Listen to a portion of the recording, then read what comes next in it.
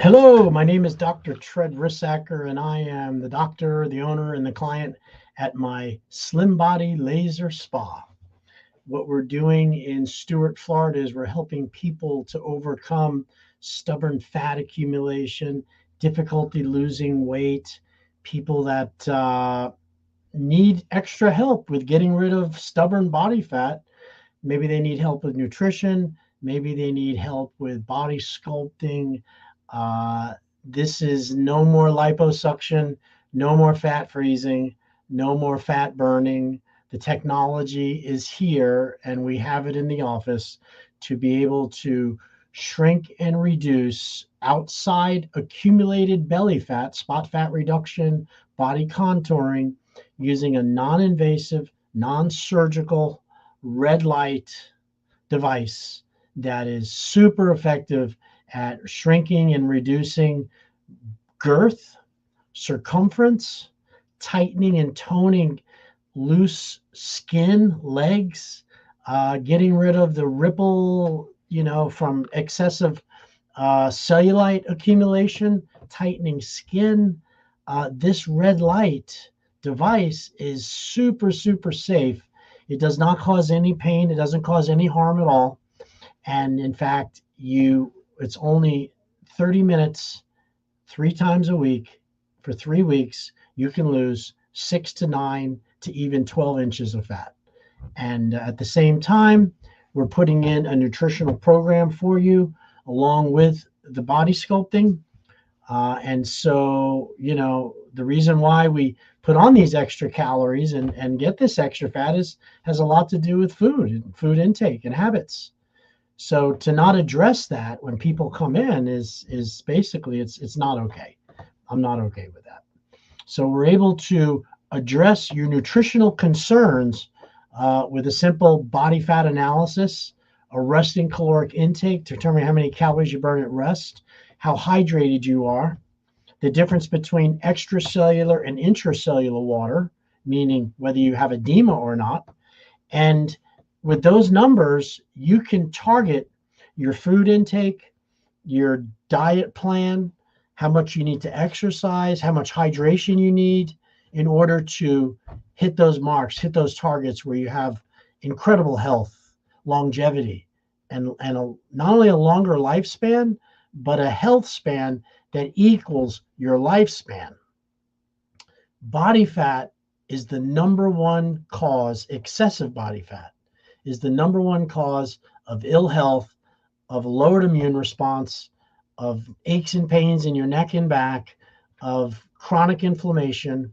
It's the number one source of leading eventually to heart disease, to cancer, to stroke. If you're over 30% body fat, that means that 30% of your mass is fat. You're in serious trouble, but you won't even know it. People won't tell you this. They don't want to offend you. Well, I'm here to offend you to tell you that if you're carrying around too much body fat, it don't matter. It doesn't matter if you have the most expensive car and the best job in the world and a loving family. If you're pushing over 30 to 35% body fat and you're continuing to keep that weight on more than 1 or 2 years into your 40s or 50s or 60s, you are 40% more likely to die from heart disease, stroke, cancer, diabetes, metabolic syndrome from having that body fat. If you're looking for help, if you're looking for a new suggestion, if you're looking for, a plan that has been proven to work over thousands and thousands of people here in Florida, in Stuart, that's what I do. It's a 9 sessions in 3 weeks laser lipo plan. Starts out with 9 30-minute laser sessions spread out over 3 weeks. At the end of the laser session, you then use a whole body vibration plate. You stand on a plate, it's a shaker plate. You do that for 10 minutes. And this helps to push those calories from the skin under the fat into the bloodstream. And then from there, you drink 2 glasses of water. Don't eat for 2 more hours after you leave. And those 400 to 600 calories that the laser releases are absorbed and burned as energy naturally by you over the next, like I said, 2 to 3 hours following the laser procedure.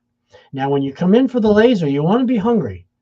You don't want to have food for 2 hours before, 30 minutes on the laser, 10 to 20 minutes of whole body vibration.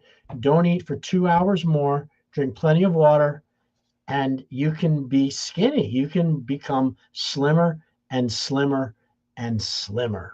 I mean, it's up to you how far you want to go with it. We recommend 9 sessions to start, but that doesn't mean that people haven't achieved their goals in 6, or they haven't achieved their goals after, 9 and then another 9 and another 9. Everybody comes in with different skills, different amounts of body fat, different things that they're willing to do and discipline wise. And the red light laser deals with, it doesn't matter if you're black, white, skinny, tall. It doesn't matter if you believe in it. It doesn't matter if you're unconscious. The laser releases the subcutaneous fat every time it's applied to wherever you have this excess fat buildup. And then once the laser is applied and you take it off, you burn off those calories naturally, and you will lose inches. And over time, if you maintain your smart nutrition, you will lose weight also. And you look better, you feel better. Everybody around you is noticing the changes in you. And you did it in less than a month, literally. I'll do it in writing. I'm telling you, this thing works. Okay. If you're interested in finding out more about it, just go down, give us a call at the Slim Body Laser Spa, and we'll set you up for a free consultation. I'll sit down with you. I'll show you the process. I'll ask you specific questions. There's a manufacturer's DVD that you watch. It's 6 minutes long, that you can see how the laser works. And then we can determine if it's something that will help you.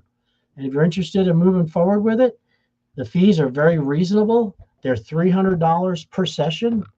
Most people need 9, so that's $2,700. Okay.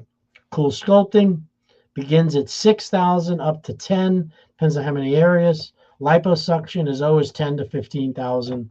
Safe Sculpt, Sculpture, EM Sculpt, they're all in the $3,000 to $4,000 to $5,000 range. We're at $2,700, and it's a healthy procedure. We have openings. We can get started the same day you come in. As long as you give us a call, let us know you're coming down. We'll make sure we have the right staff on hand if you want to begin right away.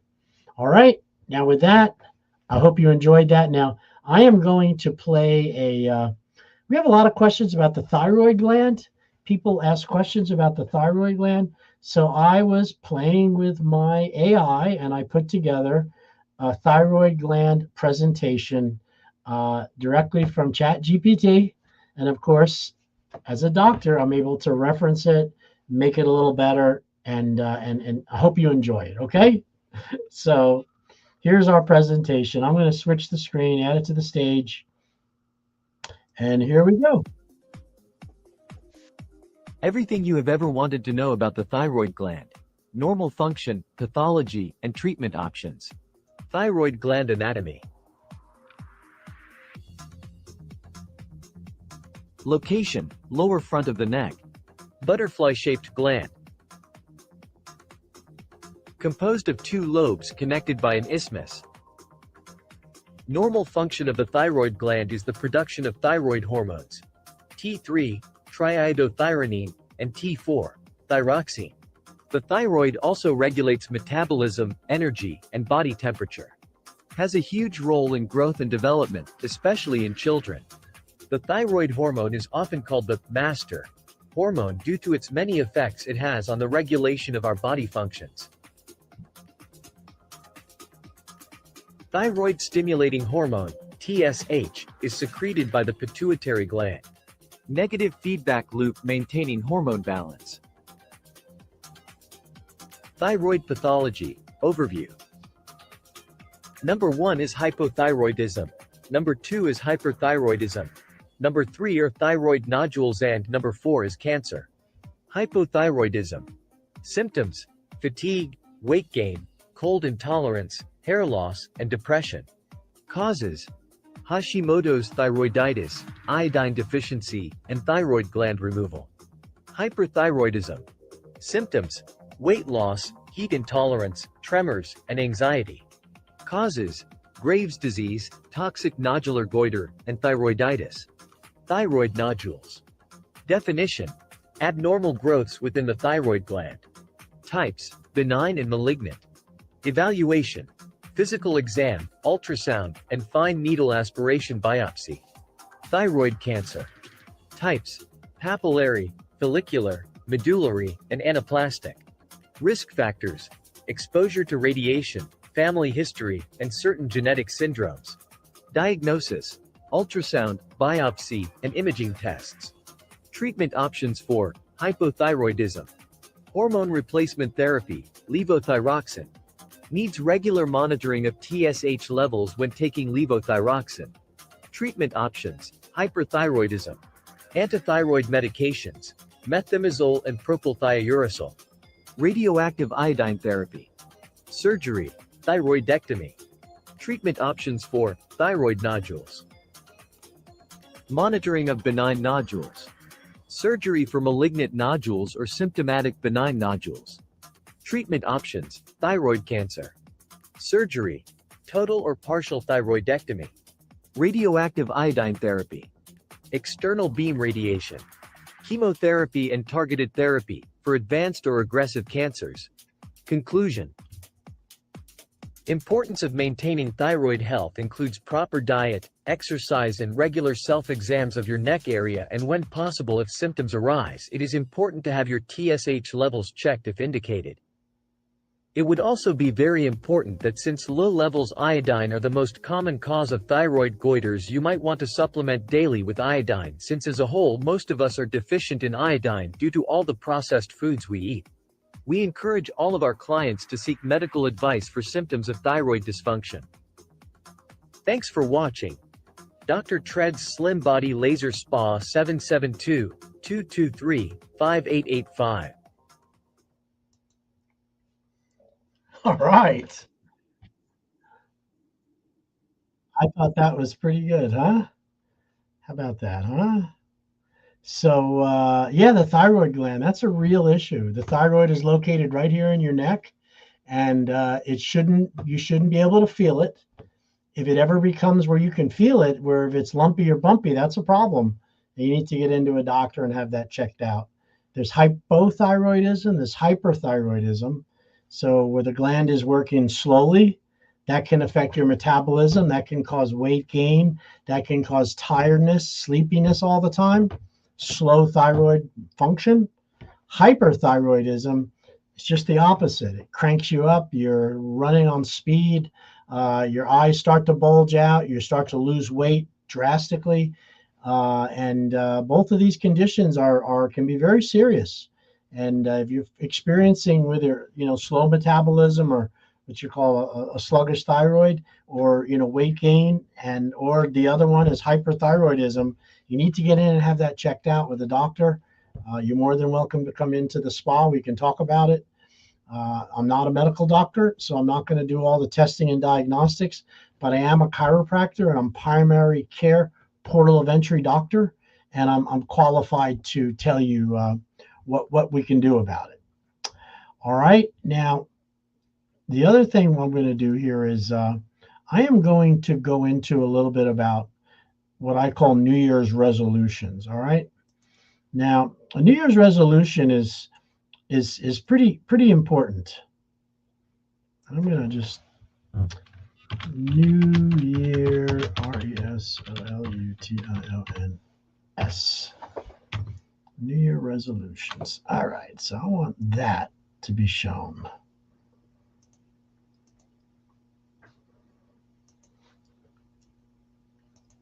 And there we go.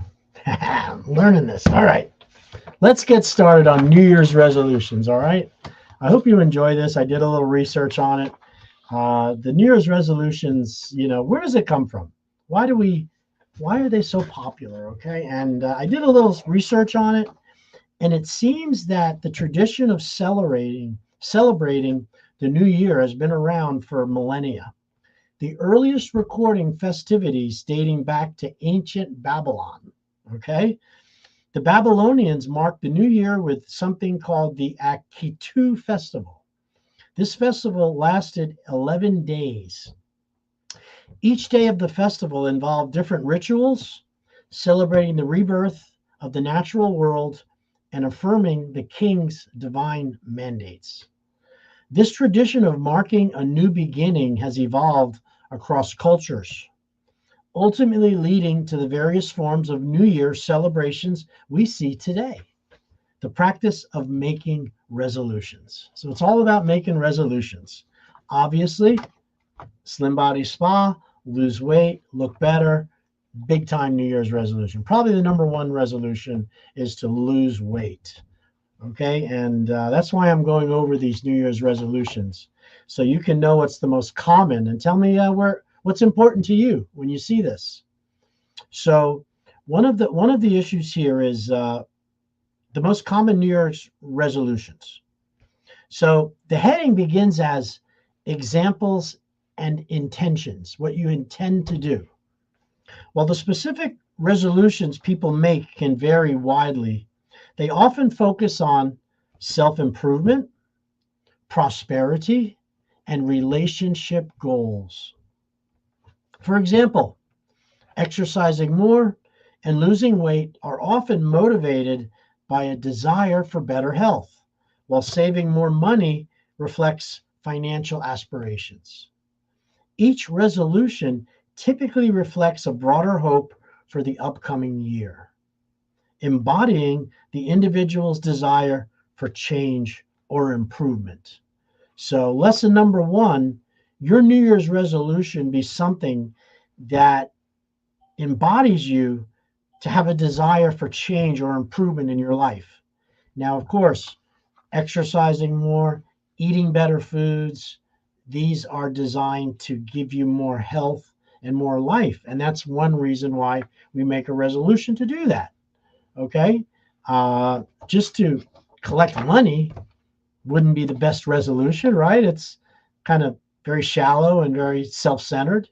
But to be financially able and to be able to help other people with your finances because you have that wealth, well, that's a wonderful thing. So, you got to think about when you make those resolutions what they are, and we'd like them to embody your desire for change or improvement. That would be a good starting point. Number three, how many people do you think are actually successful at their resolutions? The challenges are, one is in adherence. There's a relatively low success rate of New Year's resolutions. Approximately 46% are, succeed. That means the other 54% does not succeed. So a lot of people do not hold their decision. They fail. Well over half fail. Okay? And this is a universal human's challenge. And you know why it's such a hard challenge?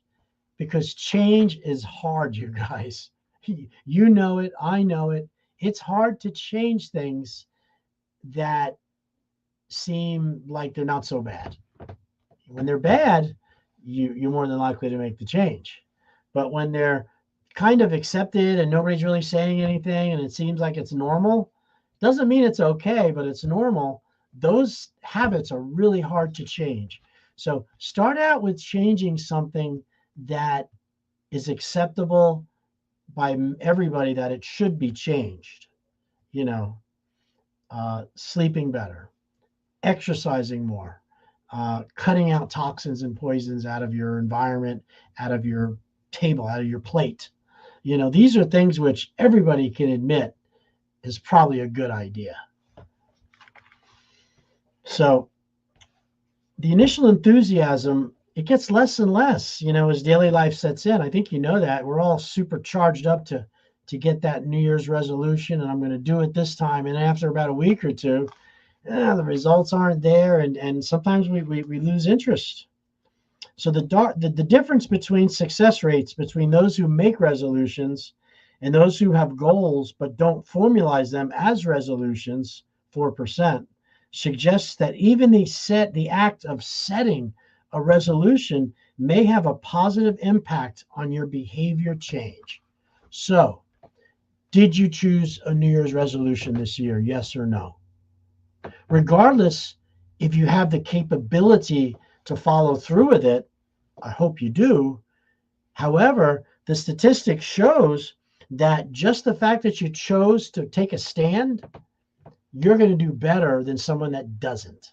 Your chances of success are greater because at least you identified a target. Now you might not have the tools or the skills to get through the chore yet, but at least you've identified the target and you're going to be more successful than those who didn't. So that's really interesting. I never thought about that, but it's true. So here's some tips for choosing and sticking to your New Year's resolutions. Number one, selecting a resolution. The key to a successful resolution is making it attainable and relevant.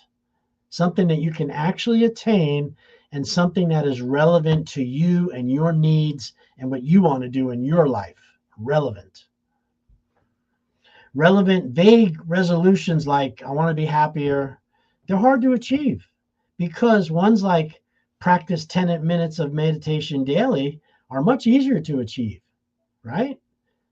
Say, I want to be happier, that means a lot of different things. However, if you say, I'm going to practice 10 minutes of meditation daily, you can do that. You can stick to that. So the resolution should be on a personal level. And if it feels like an obligation or someone else's goal that they want you to have, it's much less likely to stick, by the way. Doing it for other people doesn't usually work. Making it stick. Persistence and adaptability are crucial to making your resolution stick.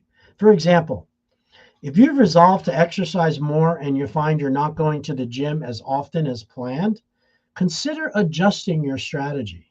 Maybe morning jogs or home workout sessions are more realistic.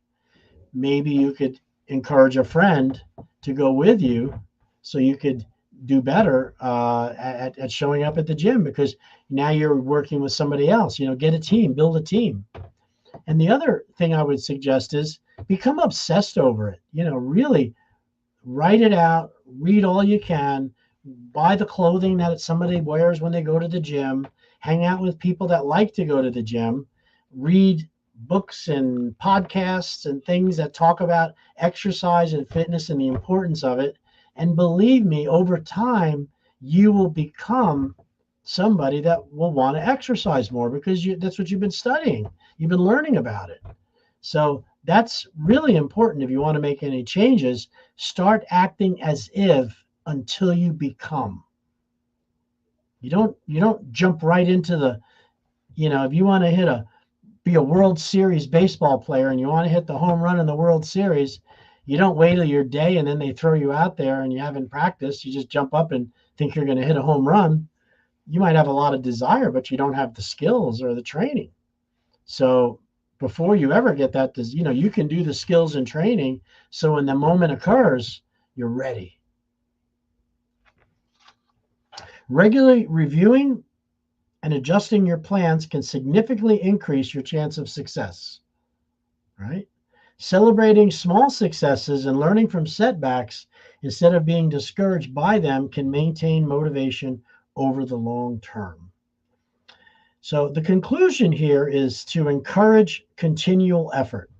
The conclusion should reiterate the idea that while the new year is a great time for setting goals, every day offers a new opportunity for growth and change.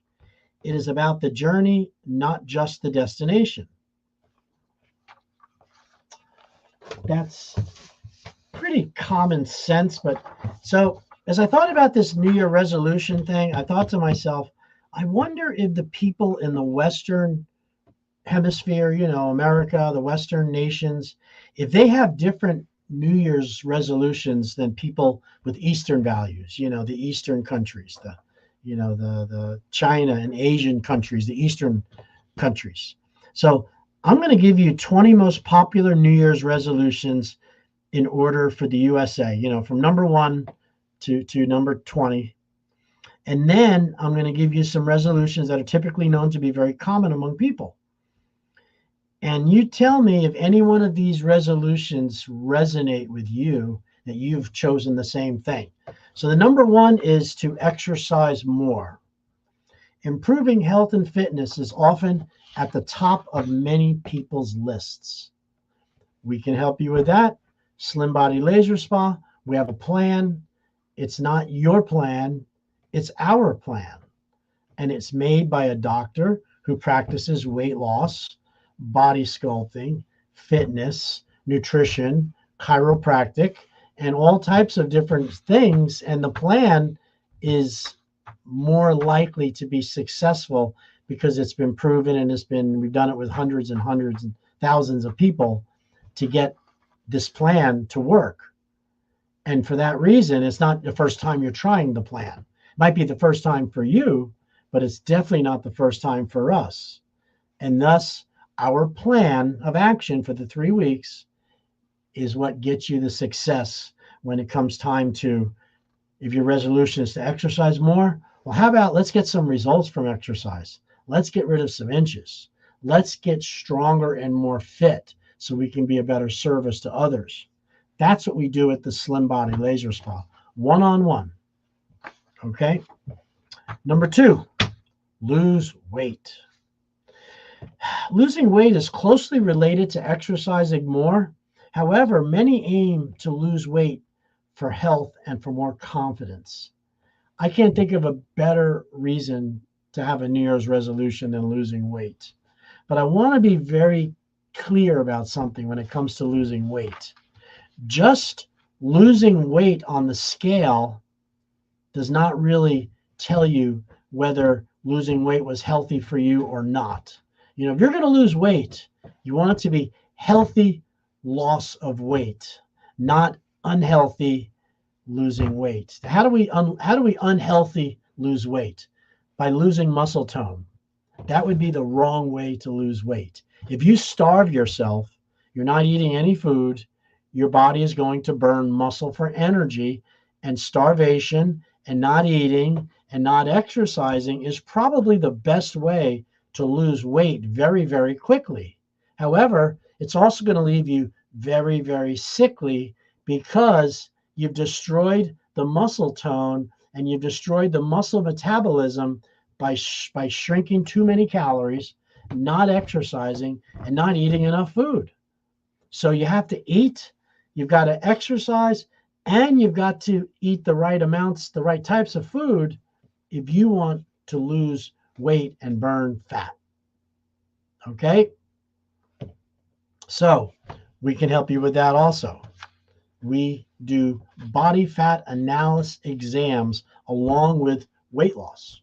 So when we check your weight and you're, 30 pounds overweight, according to your BMI, you might not really need to lose 30 pounds. It might be that you're really someone very muscular and a lot of the muscle is now, it's throwing off the machine where you're really not as fat as you think. It's really muscular, but only the machine can tell us that. So it's important if you want to lose weight, you want to do it right, get some professional help. Don't just run out to the Ozempic doctor and buy that stupid shot. I'm seeing a lot of problems from that. All right, number 3. This is the Western values of resolutions. Number 3 is get organized. Whether it's decluttering or time management, being organized is a common goal as a New Year's resolution. Number 4, learn a new skill or a new hobby. Picking up something new or improving skills is a good, proper resolution. Number 5, I make a resolution to live life to its fullest. I like that. Many resolve to experience more of what life has to offer. Number 6, save more money, spend less money.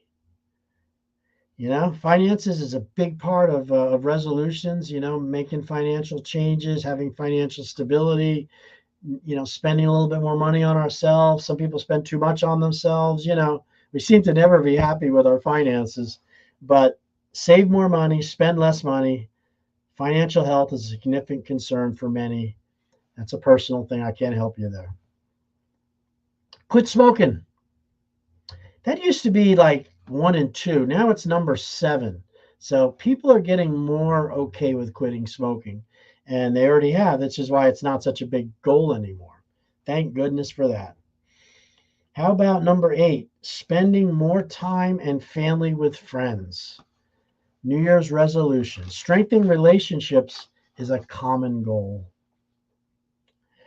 Travel more, read more, eat healthier, pursue a career ambition, reduce stress. I'm summarizing here. Stop procrastinating.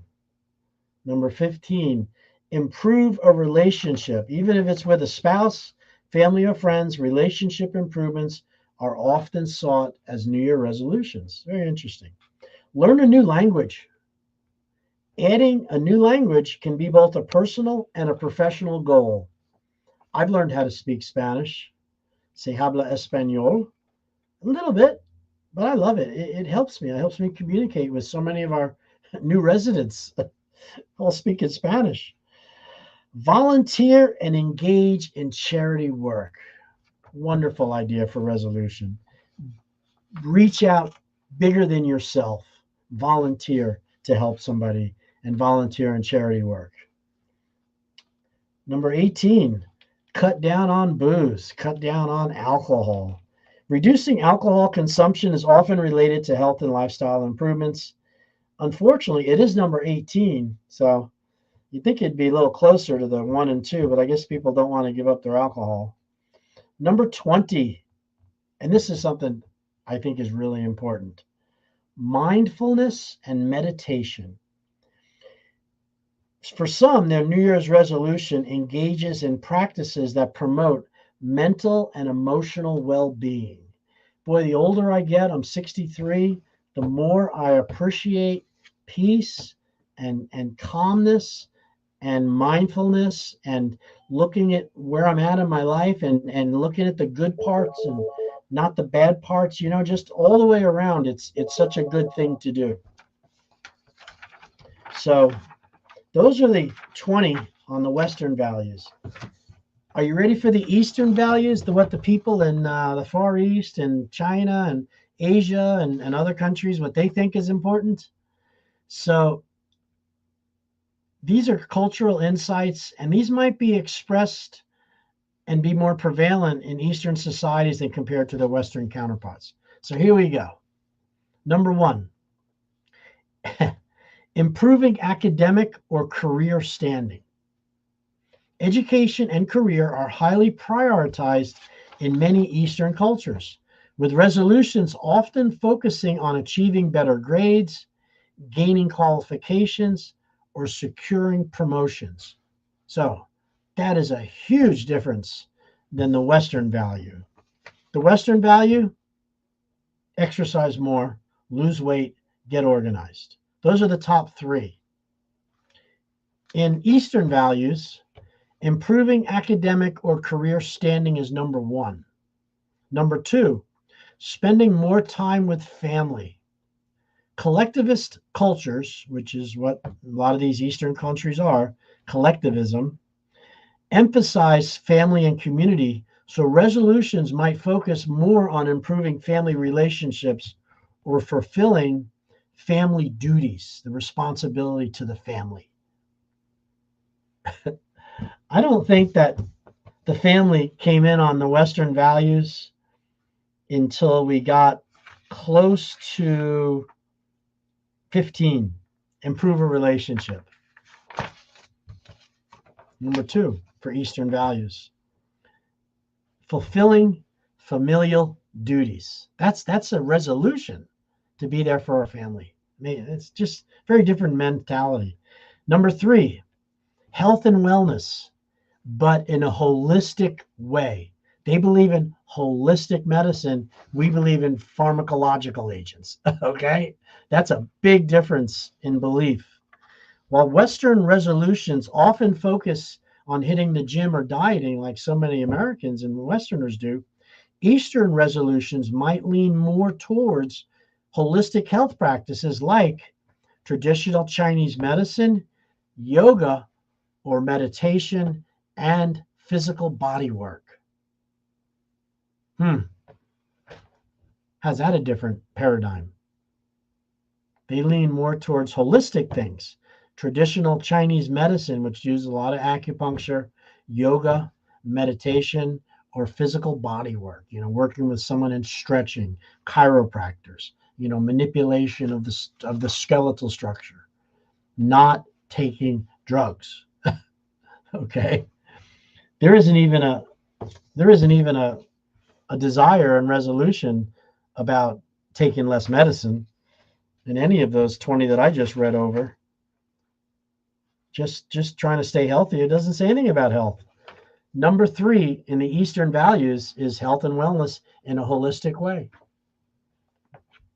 Number 4, Eastern values, resolution, learning or mastering traditional arts.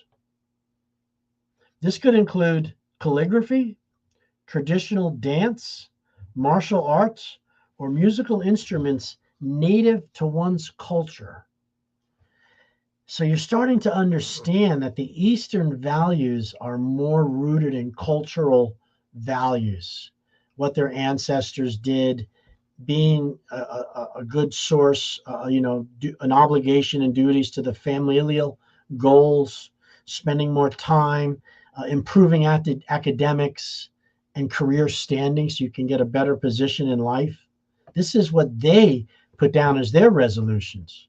Ours, exercise more, lose weight, get organized, learn a new skill, live life to the fullest, make more money, spend less money, quit. I mean, it's like night and day. Number 5,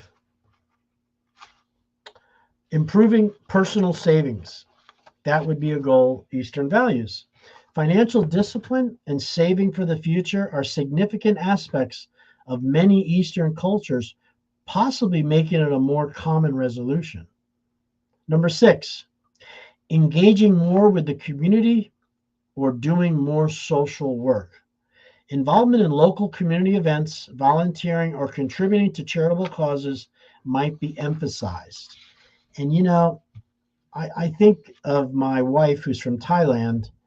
And when I went to Thailand, I've been there several times for weeks at a time.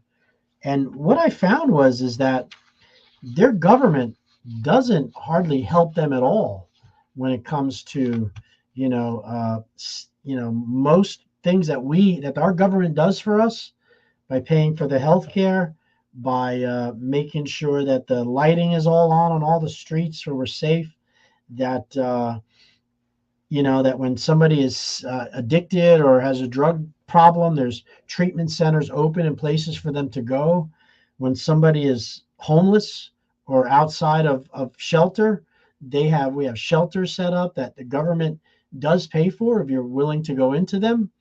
There's a lot more support.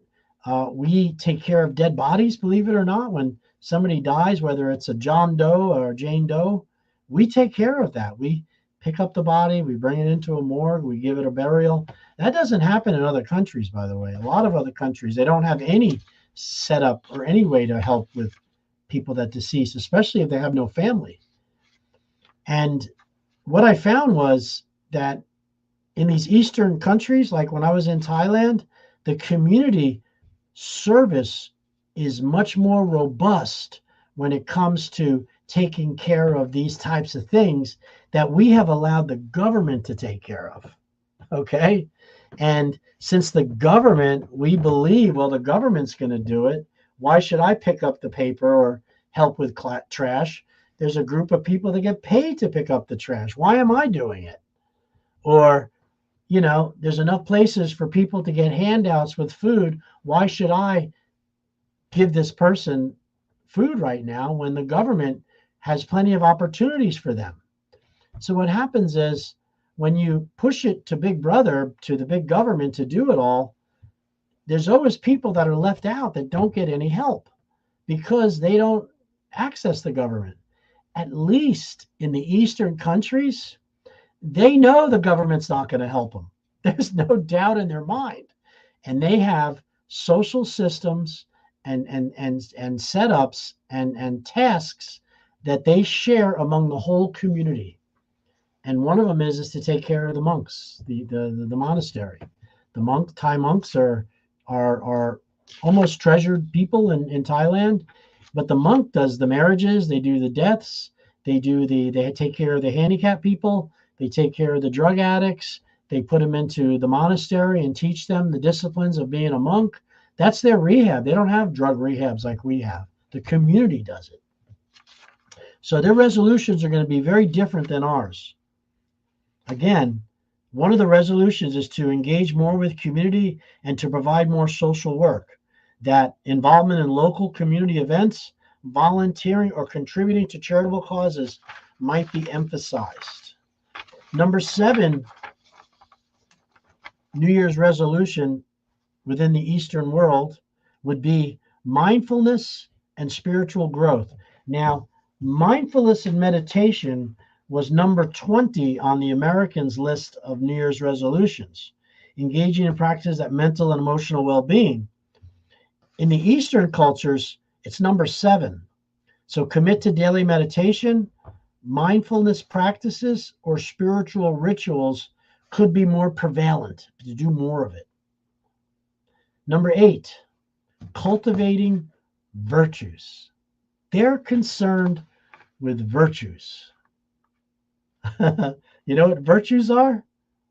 Your trust, how much they trust you, how you handle money, how you handle other people, whether you're moving towards a betterment of the world or making things worse. Virtues are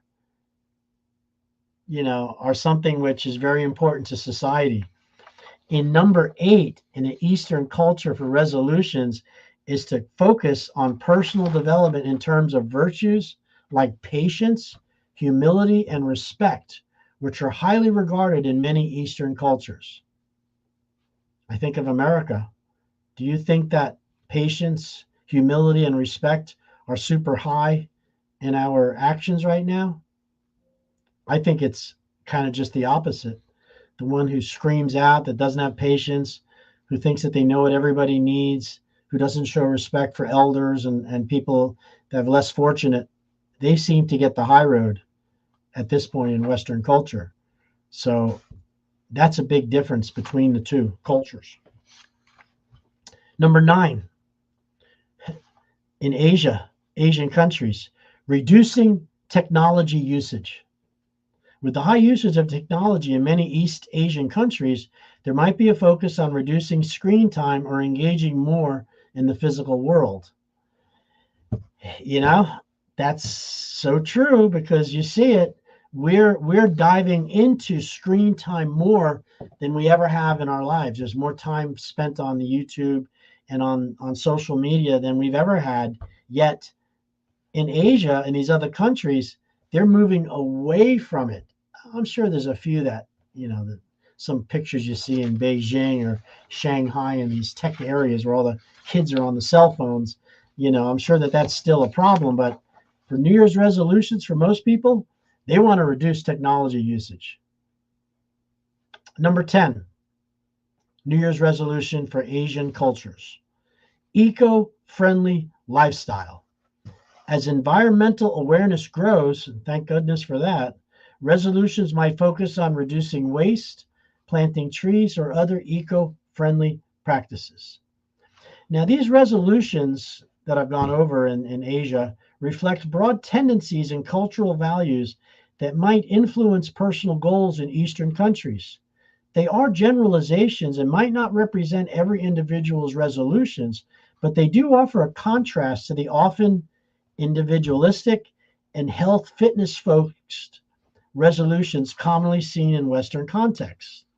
For more specific and accurate insights, particularly about a country or region within the East, localized sources or surveys would be needed. So I think that's pretty mind opening to look at the two cultures and look at what they hold in their New Year's resolutions of what's important to them and see the difference between the two. And it was just so true what they just said about that, about, that the different cultures, and we have different values, and for that reason, we're going to have different desires when it comes to resolutions. All right, that was kind of cool, huh? All right, I'm going to go over something called the science behind fat loss. You know, I am here to try to get you to think about coming in and getting rid of some body fat. Okay. And one of the things we do is we do something called a free body fat analysis. And a free body fat analysis is simply an examination with where we pass a very mild electrical current on your hand, and we put one on your foot, and it passes an electrical current through your body, and that electricity measures your body fat, your resting caloric intake, how many calories you burn at rest, your total body water, how hydrated you are, and also, you know, your what they call your ohms or impedance numbers. Now, body fat analysis is super important when it comes to being successful at body sculpting, losing weight, or anything that has to do with looking better and feeling better. And if you don't know these numbers, it's really, really hard to be successful at body sculpting and losing weight, because if you don't know your numbers, you just can't be that successful at it. So I'm going to show you here exactly what we find on a body fat analysis exam as soon as I can bring it up here. Of course, my computer is moving fairly slowly. I am going to go to another. All right.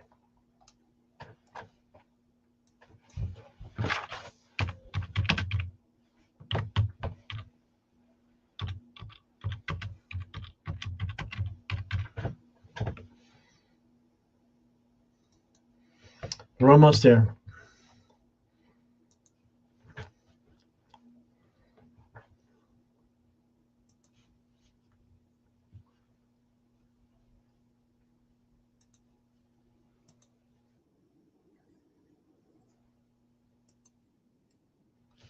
Okay, here we go. Sorry about the delay, you guys. I apologize. Measure some very important biomarkers. Make sure that if you come in to do the BIA, that you're not wearing pantyhose, that you do not eat an hour before testing, and no extreme exercise 12 hours before we test. No caffeine, please, and do not consume alcohol 24 hours before testing. Make sure you're well hydrated. It will give us a better, more accurate test. One of the first things that shows up on the BIA is a phase angle. Phase angle is an overall GPA for health. It's a very accurate assessment of overall oxidative stress, aging stress within a cell, really your nutritional status. If your health status is going down, phase angle goes down. When it's rebounding and going up, it goes up. It is a wonderful overall measurement and will allow the doctors to see if you're responding to the therapeutic modalities that we're giving you, to your lifestyle changes. Keep in mind that as we age, it does drift downward a bit. Our goal is to keep you above 5. The theoretical perfect is 10. Really, it's an unrealistic number, but why not shoot for it? It's a very valuable tool that seems to be the hallmark of your health trend. The other thing that we look at is muscle mass. Muscle mass is very important biomarker of health.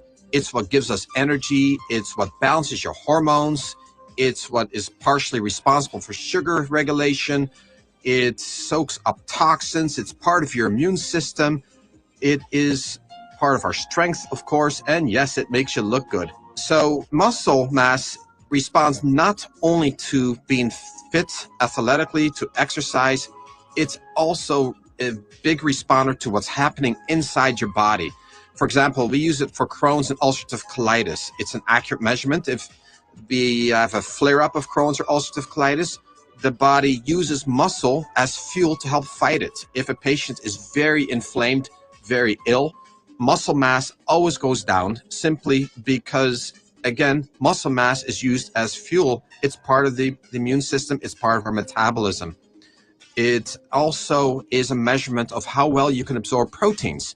If a patient has malabsorption syndrome or anything going on in the gut that may impede absorption of proteins, muscle mass goes down or simply does not respond to exercise like we would think it should. With women, we really would like this number to be at about 35%. 38% is optimal. Anything over 38%, you're in athletic territory. I love that area, but it doesn't necessarily give you better health. So between 35 and 38 is your goal. I see plenty of them under 30, unfortunately. And at that level, it is very difficult to maintain health, energy, hormones. So let's work on getting that number up. Another thing that we can measure is your metabolic rate. It's the rate your body's metabolism burns calories at rest over a 24-hour period of time. So this number, of course, is altered when you exercise. This number, again, the higher the better. Who doesn't want energy? Who doesn't want a fast metabolism? With low metabolism, this can be an indicator of low muscle mass, thyroid issues, adrenal problems, other metabolic disorders. Again, we want that number with women to be at least 1,500 to 1,800. Higher is better. Once it drops down to 1,200 or so, we're really looking at some serious metabolic issues that need to be addressed. Body fat. Most women, this is their enemy. There is an ideal territory though. Less is not always better. You want to be at least 18%. Athletes be allowed to drop down to 15%, but anything less than that, it starts to hurt immune function. You get sick more often. There's no reserves. Hormones start going all over. So 15 is the bare minimum. I frankly get a little uncomfortable when it drops below 18 with women, but some athletes temporarily need to be lower. When it's over 30%, it becomes very inflammatory. It becomes angry. We like to call it angry fat. It is always spewing out these inflammatory molecules full time. It affects you like an anchor. It will burden you. You don't want to be over 30%. So what is the ideal? Somewhere between 18 to 23%. And where your fat is stored is, of course, very important as well. And if you are storing fat mainly in the belly, you are looking at some serious adrenal or sugar issues. If it's more in the hips, estrogen issues. So if it's all over, you're looking at more just eating too much, not exercising enough, or overall metabolic disorders. So to repeat, fat, very important. It is not just for how you look, it's a very important component of health. Water is another biomarker that we measure. Total body water is pretty important. I find it to be one of the top nutritional deficiencies that we measure at DBC. Total body water needs to be at least over 50%, and ideally, I would like it 60 to 65%. When it drops to less than 50%, your joint health will suffer. Synovial fluid, which is the slippery stuff that keeps things moving, declines. Skin health suffers. Brain becomes foggy. You become less sharp. And overall organ function declines, including the mitochondrial function in the cells, which would then go back to our other biomarker, decrease your phase angle. So water is cheap. Let's ingest it. Let's get it over 50%. If you have been less than 50% for a long time, it takes a bunch of months to get it back up. Your body is no longer used to having that amount of water in it, and you will urinate most of it out, but little by little, you will get it over 50%. Remember the ideal, let's get it over 60. A very important subcomponent of your total body water is how much water you have inside cells and how much water you have outside cells. So let's cover the intracellular water first. Cells are a little bit like grapes.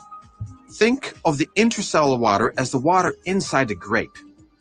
And if you start losing that intracellular water, that grape starts looking more like a raisin. And all the functions within that cell starts declining precipitously. Mitochondrial function goes down, thus energy production goes down. The function of that cell declines. So let's say, for example, this happens to be a liver cell. Your detoxification ability goes way down. Your ability to regulate sugar is way down. Your ability to regulate hormones goes way down. All things that the liver does. So you want more water inside your cells than outside. When the water moves outside, it indicates inflammation, toxicity, poor health in general. It is really a powerful way to measure toxicity and inflammation. So you want more water inside your cells, less water outside your cells. And the ideal ratio, about 60% inside, 40% outside. I watch this number like a hawk, because wherever the water is flowing to, going inside the cells or outside the cells, whatever the trend is, tells me which way the patient's health is trending. I cannot think of a more accurate measurement that is more sensitive for inflammation. This is a power one, folks. So I've just touched the surface on BIA. There's many other things it measures as well, capacitance and impedance, and these are all things that are important as well, but really gets into some pretty hard science. So we covered the ones that I think is important for you to know. This is a wonderful, easy, painless way to monitor which way your health is trending and how well you're responding to your lifestyle changes, the nutraceuticals that we're doing, and everything else that we are doing to affect your health. So refer to our DBC resources page for more information. You'll find lots of interesting things there about the BIA. So go for it.